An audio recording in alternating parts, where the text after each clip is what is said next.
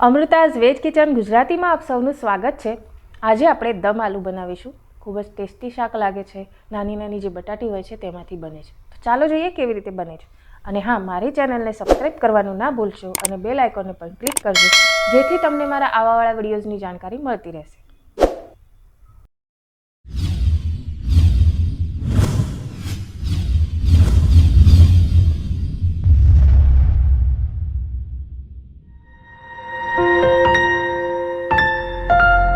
દમ આલુ બનાવવા માટે આપણે લઈશું નાના બટાટાને બાફી લીધા છે। 3 નાની સાઈઝના ટામેટાને પીસી લીધા છે। મીઠું સ્વાદ મુજબ, લસણ અને મરચાંની પેસ્ટ, મલાઈ છે। આ મલાઈ આપણે જે દૂધ ગરમ કરીએ તેના ઉપર આવે છે એ મલાઈ છે। 3 નાની સાઈઝની ડુંગળી। મસાલામાં આપણે લઈશું હળદર, ધાણા જીરું, ગરમ મસાલો, લાલ મરચું, જીરું, રાઈ અને હિંગ। મેં અહીંયા તેલ ગરમ કરી લીધું છે। હવે તેમાં આપણે આ બાફેલા બટાટાને ફ્રાય કરવાના।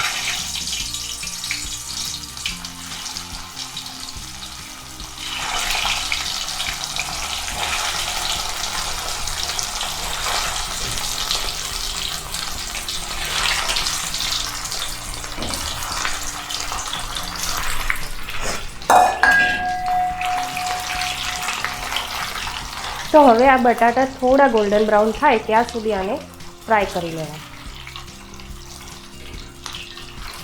ફ્રાય કરવાનું કારણ એ છે કે બટાટા ફ્રાય કરીએ તો ગ્રેવીમાં તેનો ભૂક્કો ના થઈ જાય, આખા જ રહે। એટલા માટે આપણે તેને ફ્રાય કરવાના અને તેનો ટેસ્ટ પણ સરસ આવે છે।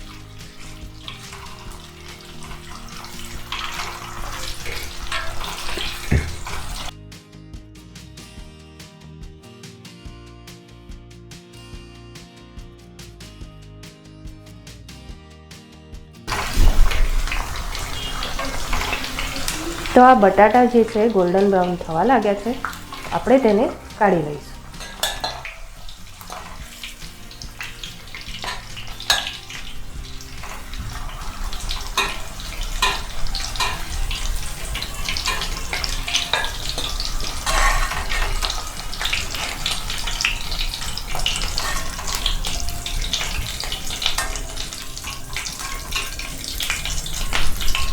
તો હવે જે તેલમાં આપણે બટાટા તળ્યા હતા તેમાં જ આપણે શાકને વઘારીશું। તો તેમાંથી મેં ઘણું બધું તેલ કાઢી લીધું છે, કારણ કે બહુ વધારે હતું।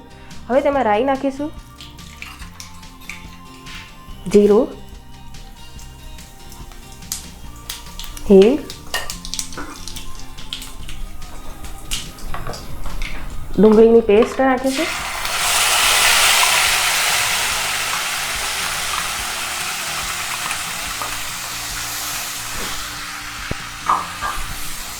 ડુંગળીની પેસ્ટને સરસ ચડવી લેવાની છે।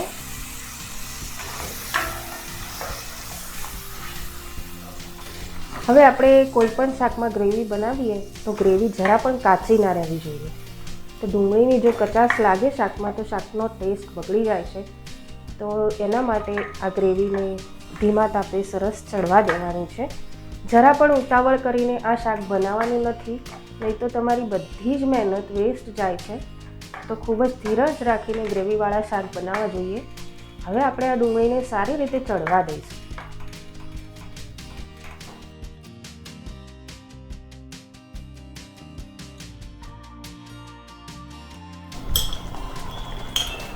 આપણે એમાં સ્વાદ મુજબ મીઠું નાખીશું, જેથી ગ્રેવી જે છે ફટાફટ ચડી જશે।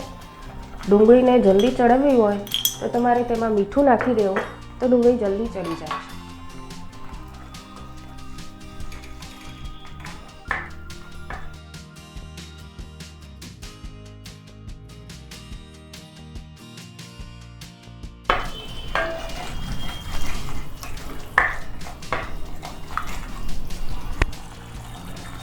ડુંગળી થોડી થોડી ચડવા લાગી છે તો તેમાં લસણ અને મરચાંની પેસ્ટ નાખીશું। આને પણ સરસ ચડવવાની છે, લસણ પણ કાચું ના રહેવું જોઈએ।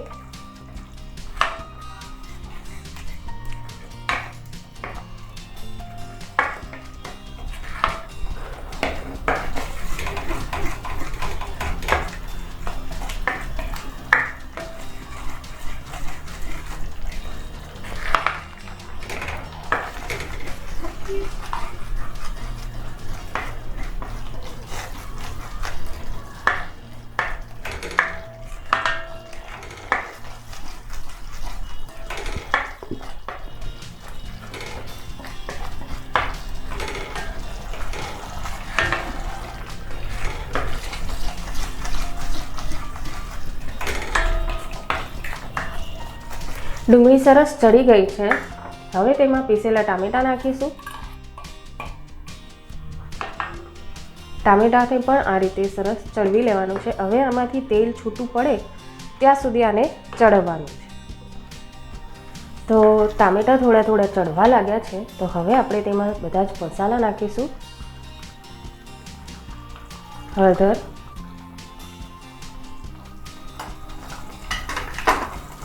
લાલ મરચું,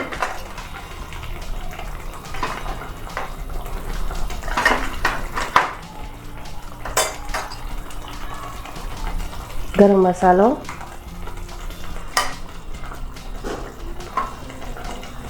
ધાણા જીરું,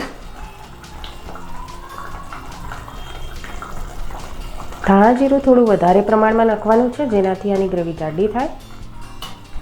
હવે આ મસાલાને પણ ટામેટાની સાથે ચડવી લેવાનું.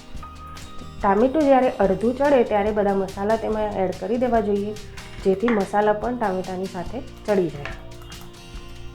હવે આ એકદમ તેલ છૂટું પડે ત્યાં સુધી આને ચડવી લઈશું.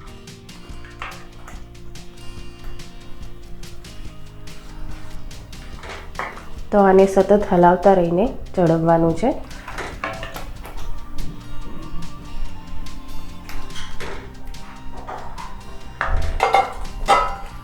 તો આ ગ્રેવી સરસ ચડી ગઈ છે. હવે આપણે તેમાં આ જે બટાટા છે જે આપણે બાફીને પછી તળ્યા હતા, હવે આપણે તેમાં બટાટા નાખીશું. આને સારી રીતે મિક્સ કરી લઈશું.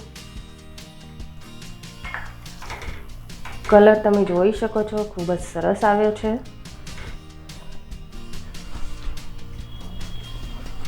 હવે તેમાં પાણી નાખીશું. જરૂર મુજબ પાણી નાખવાનું છે. તમારી ગ્રેવી કેવી રીતની જોઈએ છે તે પ્રમાણે આમાં પાણી એડ કરવાનું છે.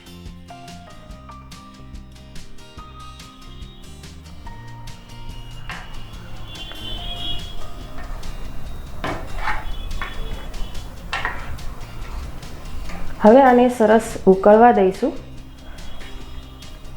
તો તમે જોઈ શકો છો આ શાક સરસ ઉકળી ગયું છે અને જાડું પણ થયું છે. તો હવે આપણે આમાં મલાઈ નાખવાની. તો મલાઈનું પ્રમાણ કોઈ ફિક્સ નથી, તમને ગમે એ પ્રમાણે તમારે મલાઈ તેમાં નાખવાની. જેટલું ક્રીમી ટેક્સચર તમારે જોઈતું હોય તે પ્રમાણે તમારે આમાં મલાઈ નાખવાની.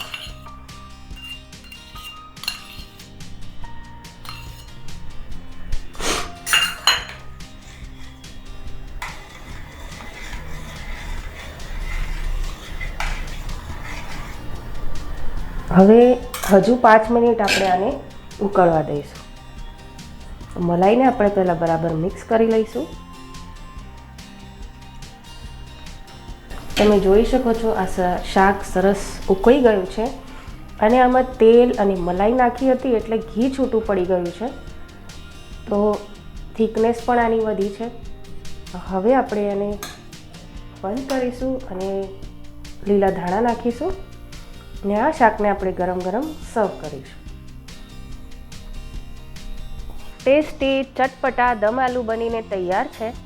તો તમે પણ બનાવો અને મને જણાવો તમને મારી આ રેસીપી કેવી લાગી. ધન્યવાદ.